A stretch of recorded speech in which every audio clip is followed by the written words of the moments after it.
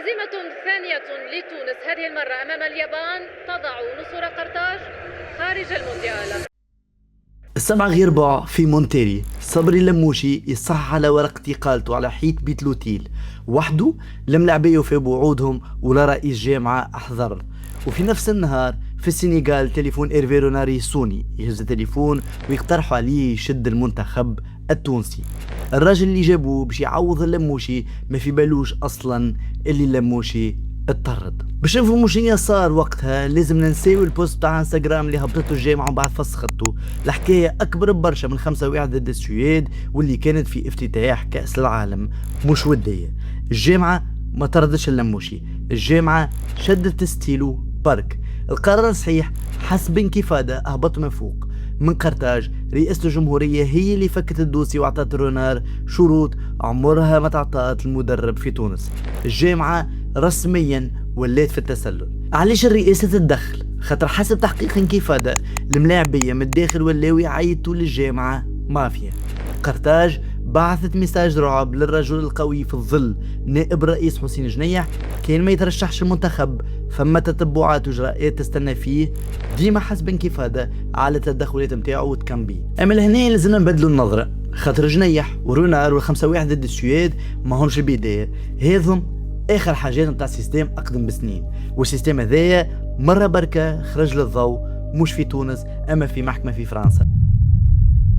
ارجع معايا 2019 7 افريل 2019 ماتش في الجنوب اتحاد بن قردين ضد نجم المتلوي. ماتش عادي حتى حد ما كان حاسبه، اما فما حاجه بركه لازم تعرفها. اتحاد بن قردين هو الفريق نتاع المدينه اللي منها رئيس الجامعه وقتها وديع الجري. الماتش الوحيد اللي تسرب المحكمة في فرنسا فيه بزهر فريق الراجل اللي كان يسير الكرة التونسية كاملة.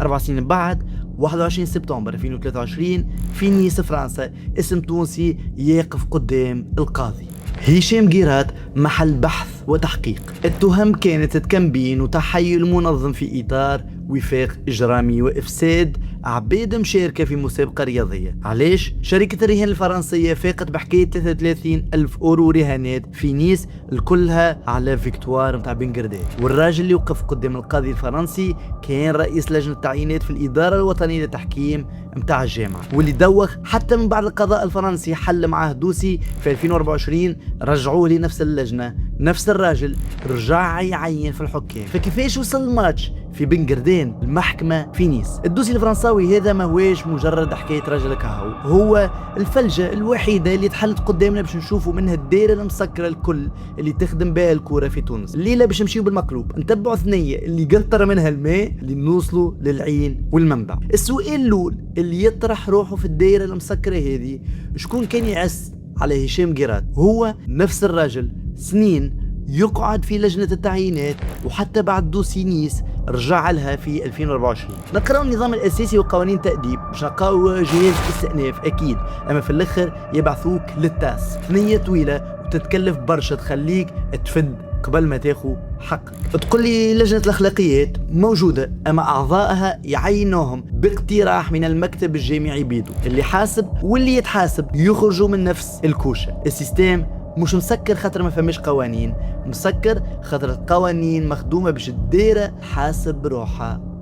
اي شد عندك مارس 2026 الإدارة الوطنية للتحكيم عاقبت 16 حكم من النخبة في نهار واحد بعقوبات تمتد من جمعتين لين آخر سيزون. كي تعاقب 16 حكم ضربة واحدة تفهم اللي المشكلة ما هيش حكم ولا اثنين، المشكلة في سيستم التعيينات كامل. وقبلها في 24 نوفمبر 2025 قاعدة تحت إشراف الوزير صادق مورالي وبحضور رؤساء جمعية الرابطة الأولى النتيجة كانت سابقة. 12 جمعية قدموا ليستات نوار بأسامي حكام يرفضوا يشدوا لهم ماتشواتهم، واربع جمعيات بركه ما رفضوا حتى حد. وبعد اللي ستات تسربت والحكام المرفوضين ولاو يطالبوا بالحمايه من الهجمه الكبيره اللي قاعده تصير عليهم. لهنا وقت اللي تحكيم ولا لعبه كواليس السؤال الاهم يتبدل، مش شكون يعين الحكام، لشكون يصب في الفلوس للدائره هذه من اصل، شكون كان يصرف على الجامعه وقت اللي جيرات كان في التحكيم.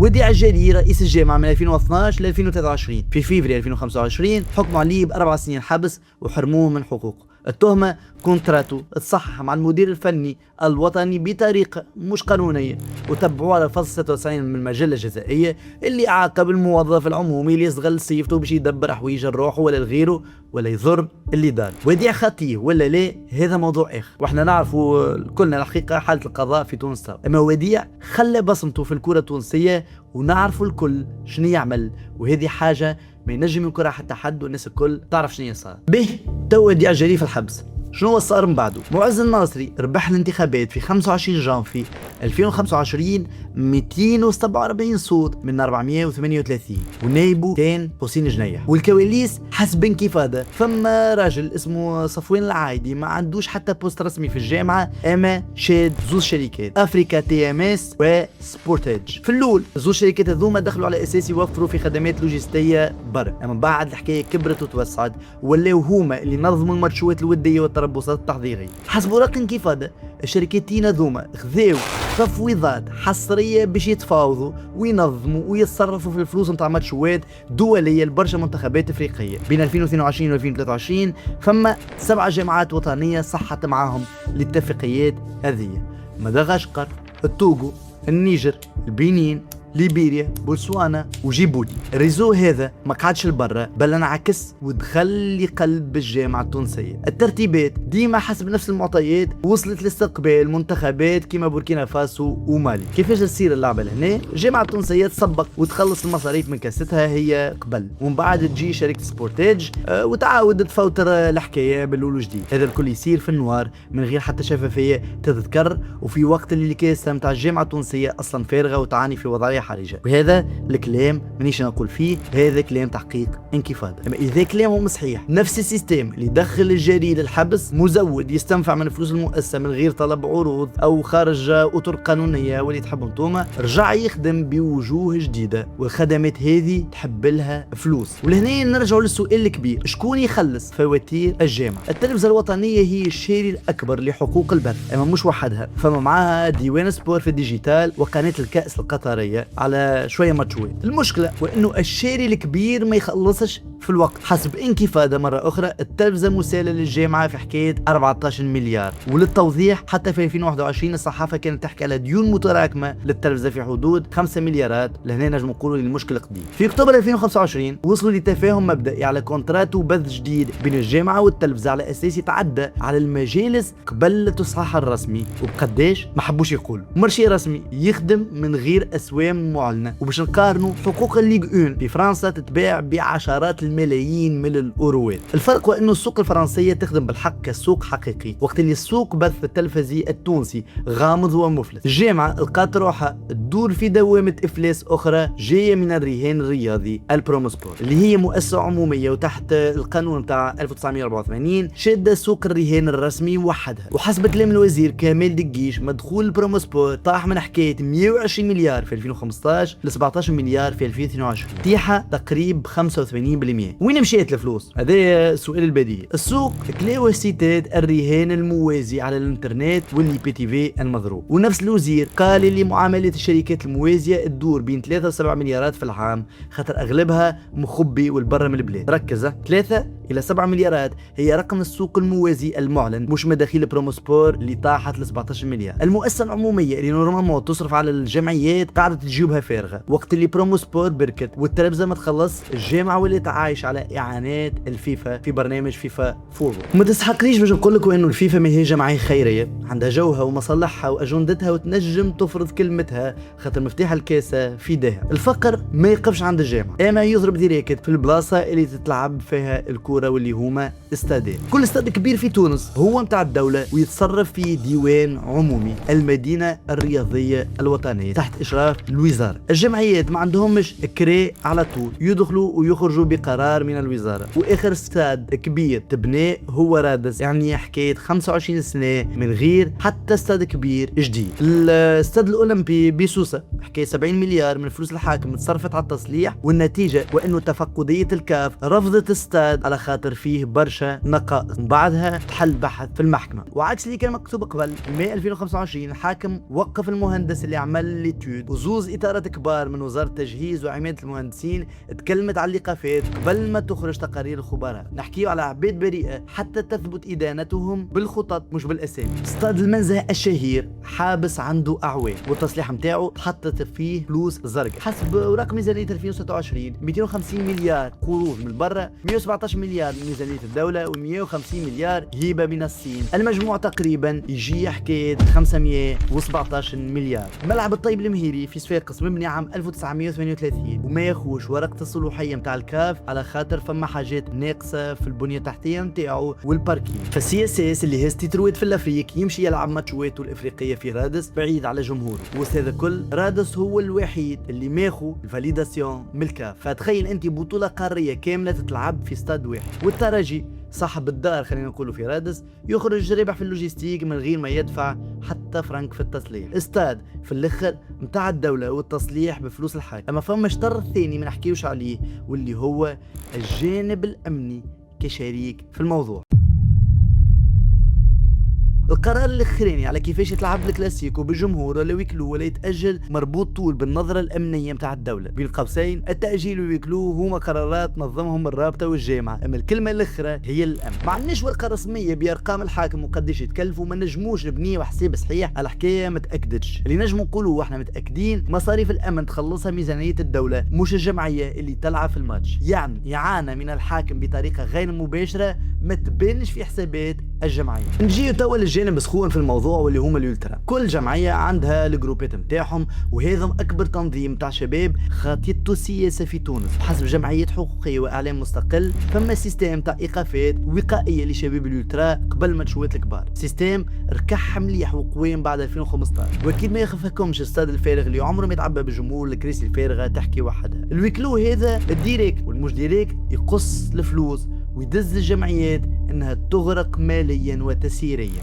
وين تولي عايشه بالكريديات والهروب القدام. خذ لي توال كمثال. حسب التقرير المالي للجلسه العامه في 8 مايو 2026 ديون الكل وصلت ل 105 مليار في 30 جوان 2025. منها حكايه 53 مليار رجع للرئيس القديم رضا شرف الدين. الرقم هذا يجي تقريبا 6 مرات المداخيل نتاع العام. وفي 30 مايو 2026 الجلسه الانتخابيه تنيولات حتى حد ما صب ترشحوا. الجمعيه اللي هزت ترويت في الافريق ما لقاتش شكون يرضى يشدها. سي اس اس تعيش في نفس الوضعيه تقريبا. ما في 2025 شدتها هيئه تسييريه وقتيه برئاسه مهدي فريخ والحكايه الوقتيه طولت حكايه عام ونص. وحسب انكفاضة عضو المكتب الجامعي معز المستيري اللي كان رئيس قديم للسي اس اس يفرض كتة نتاع ملاعبية من السي اس اس في الليسته نتاع المنتخب. ناخذ مثال الجارديان ايمن دحمان اللي تفرض في الليسته نتاع المونديال رغم انه اللموشي ما كانش حاط. هذا مش كلام، هذا كلام تحقيق انكفاضة وتحط باوامر وجنايه. نمشي للنادي الافريقي اللي دخل معاه مستثمر امريكي فيرجي تشامبرز المشهور في جويلية 2024 بكونتراتو نتاع سبونسورينج. حسب الصحافة تفاهم دار على حكاية 4 ملايين اورو صبت منهم حكاية 3.5 غطت قرابة 90% من ديون النادي اللي كانت توصل ل 6 ملايين اورو وقتها. شنو هي شروط الصفقة بالضبط والصلاحيات حتى حد ما يعرف وما خرجتش للضوء. الجمعية الوحيدة اللي ما تمشيش خلينا نقولوا بالسيستم هذايا هي الترجي. حمدي المد بشهادة من اوت 2007. في 2025 الترجي عمل زوز حاجات اللي في وسط الوضعية الصعيبة اللي يعيشوا فيها الجمعيات التوانسة حتى جمعية ما خلطت تعمل. مشيت لكأس العالم للأندية بتاع الفيفا ودخلت حكاية 11.5 مليون دولار تقريبا 34 مليار. في 24 جوان 2025 ذات موافقة مبدئية باش تدخل للبورصة تونس بترجي هولدينج أول جمعية رياضية تونسية في البورصة. طلعوا في رأس المال ب 40 مليار، 8 ملايين سهم جديد ب 5000 فرنك للسهم. ترجي وحدها سلكتها مش الداخل في الدائرة التونسية اما بعد ما خرجت منها للفيفا من فوق وللبورصة من لوطة زوز دوائر خاطيهم الدولة التونسية. نرجعوا توا ماتش 7 افريل 2019 اللي ما كانش الحقيقة حاجة سبيسيال. الفرق الوحيد انه المال المرة هذه يقطر على زريبة فرنساوية، الباقي قعد للداخل الدولة للجامعة للجمعيات للسمسار. الدولة تملك استادات تشي حقوق البث شادرين القانوني وتمول الجامعة تعين الحكام يقرروا السكور يحدد المداخيل والفلوس ديما ناقصة فترسي للجمعيات تطلب الدعم والدعم يجي من الدولة ولا من الرئيس يخلص من جيبه ويربط نفوذه بالجمعية والماكينة تدور. الدولة قبلت لجنة التسوية متاع الفيفا في 2024. اللجنة نظمت الانتخابات والانتخابات ربحها معز الناصري بالسيف 247 صوت من 438. ولهنا يجي التناقض الكبير اللي يوريك كيفاش الماكينة تكذب وتعاود ترسكل روحها. نرجع ل 12 فيفري 2024. حسين جنيح هبط على الباج فيسبوك نتاعو قال بالحرف الواحد للرأي العام: Je ne me présenterai à aucun poste aux élections de la FTF. يعني السيد أعلن صراحة وحلف اللي هوش بد روحه موش باش يترشح لحتى بوست في المكتب الجامعي الجاي. من النتيجة وفي الانتخابات تاع 2025 والناصري يطلع وشكون يكون النائب نتاعو؟ هو حسين جنيح بيه. السيد اللي أوهم الناس اللي هو خرج من الباب رجع دخل من الشباك وشد الكرسي الثاني في الجامعة. وجنيح هذا حاسبين كيف هذا تقول اللي هو أخيب عشرات المرات من وديع الجري في الكواليس. كلام صحافة ما ويش حكم نحكي. وجنيح ديما حاسبين كيف هذا يطبق في كوتا تاع معز المستيري. الجارديان أيمن دحمان تفرض في الليسته تاع المونديال تاع 2026. اللموشي ما حطوش ودحمان دخل للليسته كمان. نفس السي اس اس اللي ما تنجمش تعمل انتخابات الداخل وهيئه تسييريه من فبراير 2025 تنجم تفرض كوتا على المنتخب الوطني. وفي نفس الدائره صفوان العايدي كما حكينا شادد شركتين اللي فوتوا على الجامعه وعنده دعم رؤساء جامعات افارقه قدام الناس، منهم فوزي اللكجع تاع المغرب، وهذا بالطبيعه ديما حسب كلامي كيفاش. وسط الدائره جمعيه واحده منعت منها جمله واللي هي الترجي اللي طلعت للفيفا وهبطت للبورصه، وعندهم المدب عرف يحل البيبان خاطر تاريخه في البزنس يتعدى من دانون وريزوات قديمه، شراكات موثقه مع بنك الزيتونه وتونيزيانا وسخرمات قبل الثوره وستابيليتي من 2007 حتى يكشي التو. وزيد فما حاجه الدور. تونس ترشحت المونديال 2026 من غير ما تقبل حتى بونتو في التصفيات الكل. اول منتخب في التاريخ يترشح لكأس العالم بكلين شيت كامله، انجاز بالحق خدموا عليه الملاعبيه والستاف. من النجاح هذا بالذات هو اللي باش يشري للدائره المسكره هذه سنين اخرى نتاع سكيت. الكوره هي البلاصه الوحيده اللي تشوف فيها سيستم غريب كل ويكاند قدام الناس الكل. استاد الفارغ ماهوش احصائيه، هو تصوير عشرات الالاف نتاع الكراسي الفارغه. نفس الماكينه اللي ترحي في الكوره تنجم ترحي في قطاعات اخرى. الدوله تملك وتعين، الشاري الكبير ما يخلصش، والمؤسسه تحاسب في روحها بروحها. الوجوه تتبدل والسيستم هو. وشو تقول الفيفا في الاخر؟ في 6 فيفري 2025 بعثت جواب رسمي للجنه التسويه اللي كان شاده كمال اللي يدير، تشكر فيهم على لو فورميدابل ترافاي، الخدمه الهائله، ويقول اللي الاهداف ضربت في وقتها، وانه الثنيه هذه باش تخلي بصمه باهيه وديما في الكره التونسيه. اما الثنيه هذه شنو جابت انتخابات 25 جانفي 2025 اللي ربحها الناصري وخلات جنيح في بلاصتو. ونفس لجنه التسويه هذه في اكتوبر 2024 هي اللي رجعت هشام قيرات اللي يبحثوا معاه في نيس للجنه تعيين الحكام. مالا الفورميدابل ترافاي في الحقيقه كان ينظموا انتخابات عاودت رسخت نفس الدائره اللي سوقوا فيه على اساس تصليح، في الواقع هو تثبيت للسيستم.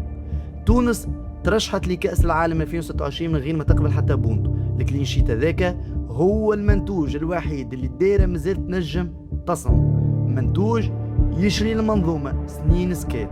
غدوة كي يجي شكون يسأل على جري على المنزة وسوسة وإلا على كريديات التلفزة، الجواب حاضر. يا أخي نسيت اللي ترشحنا للمونديال من غير ما نقبلوا حتى بونتو. اما الكرسي اللي مقعدتش فيه نهار الويكاند هو صوتك في انتخابات ما حضرتهاش، صوت يقول مانيش مصدق حكايه من غير محاسبه.